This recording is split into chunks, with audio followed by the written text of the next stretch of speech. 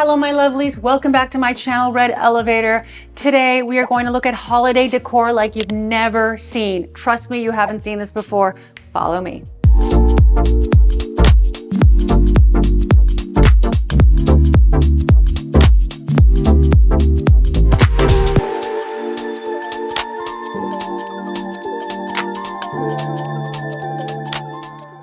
And since so many of you asked today, I am wearing head to toe Tory Burch.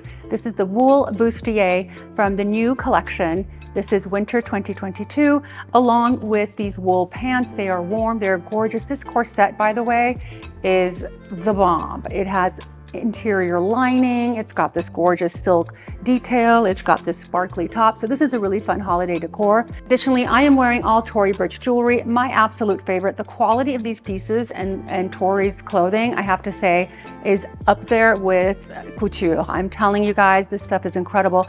This jewelry is called the Brutalist Oyster Collection, and I don't think I can live without it. It's that festive time of year when all of us are stressing out to do our holiday decor.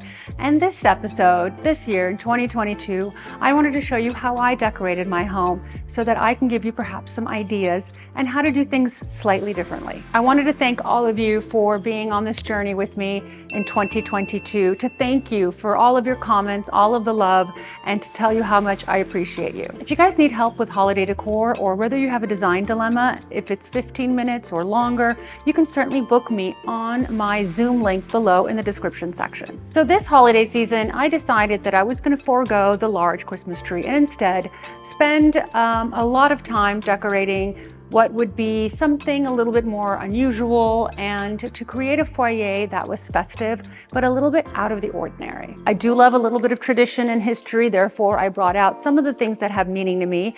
And you guys always remember how much I love my reindeers. I got these at an estate sale. These reindeers are very special to me, and they come out every holiday season, and they make their appearance throughout the house in different parts of the house. Sometimes I have them on my dining room table as centerpieces. Other times I put them on my foyer table, and this year I have put them both on my foyer table and also on the mantle. I decided for my centerpiece that I was going to use pine, obviously because that's Christmas, but then I was going to really switch it up by adding amaranth. So we have a plethora of amaranth here as our base. Additionally, I have added a lot of pine branches that I got from the flowers from a wholesale flower market. You guys can source these either at Trader Joe's, or you can go to your local flower market, but they are inexpensive and they have that beautiful Christmas pine scent without having to get an entire tree. Then I added the red ginger throughout this centerpiece and brought in some birds of paradise to give it that California tropical vibe.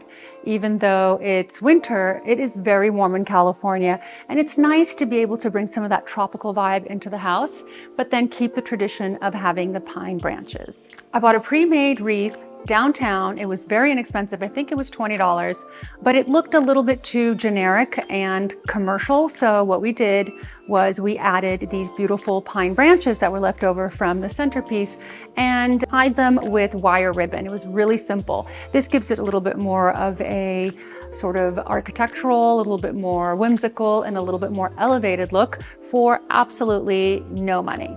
I went crazy over the mantle this season. Typically, I just put my faux garland on and then I concentrate on lots of different areas. But this year, I really wanted the mantle to stand out, and I wanted that to be the centerpiece because of the fact that I didn't put up a tree. So how did we do this? Very simple. First, we layered in the faux garland.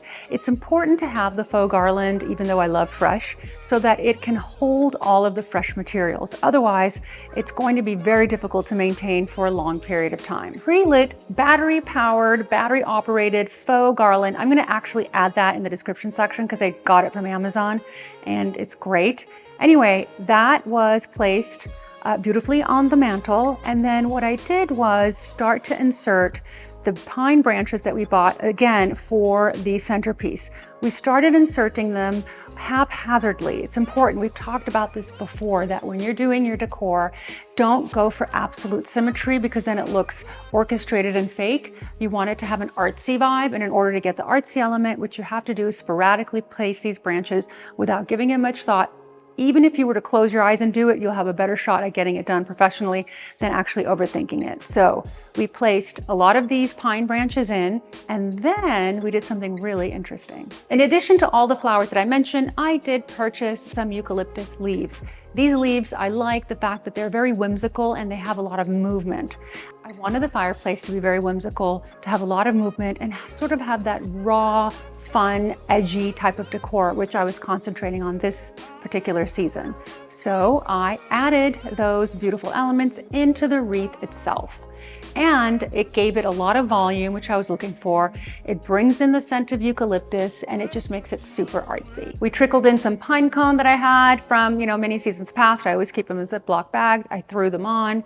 I also added walnuts to it that I actually purchased that are ready with a nutcracker for people to eat. And then, of course, I brought in my favorite deer, my doe, the deer, my brass family, and placed them sporadically within this particular mantle. Then we added the Illusion Amber CB2 ornaments that I purchased. I bunched 3 of them together, and that's really easy to do because it already comes with wire, and you take the wire and you add the wire to the garland because the pre-lit garland already comes with wires within the pine. So it's really easy to wrap it and keep it securely on your mantle. The very last thing I did was add a pair of candlesticks.